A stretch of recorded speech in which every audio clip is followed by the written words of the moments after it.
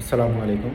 আজ বুধবার 28শে মে 2025 খ্রিস্টাব্দ, 14ই জ্যৈষ্ঠ 1432 বঙ্গাব্দ এবং 30শে জিলকদ 1446 হিজরি। আজকে জিলহজ মাসের চাঁদ ওঠার সম্ভাবনা রয়েছে। তো যদি চাঁদ ওঠে তাহলে সন্ধ্যা থেকে জিলহজ মাস শুরু হয়ে যাবে। এবং আপনারা জানেন, যেহেতু 10 তারিখে পবিত্র ঈদুল আজহা অনুষ্ঠিত হয় এবং কোরবানি, সেহেতু জিলহজ মাসের চাঁদ ওঠার পর থেকে কোরবানি পর্যন্ত চুল এবং নখ কাটা সম্পর্কে বেশ কিছু হাদিস রয়েছে এবং সেখান থেকে একটি হাদিস আপনাদেরকে পড়ে শোনাচ্ছি।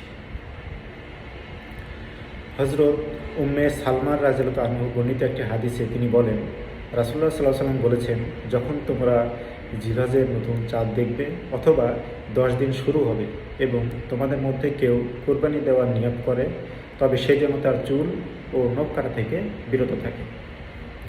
সহিহ মুসলিম হাদিস নম্বর 1977 এবং মুসনাদে আহমদ হাদিস 26 এবং 661।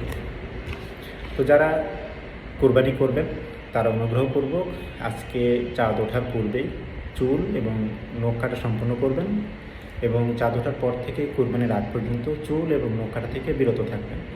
তাহলে যেমন একদিকে আমাদের একটি সুন্নত পালন করা হবে এবং সেই সাথে আমরা অতিরিক্ত সওয়াব হাসিল করতে সক্ষম হব। তো যারা ভিডিওটা দেখলেন সবাইকে অসংখ্য ধন্যবাদ, আর সবাইকে আগাম ঈদ মোবারক। সবাই ভালো থাকবেন। আসসালামু আলাইকুম।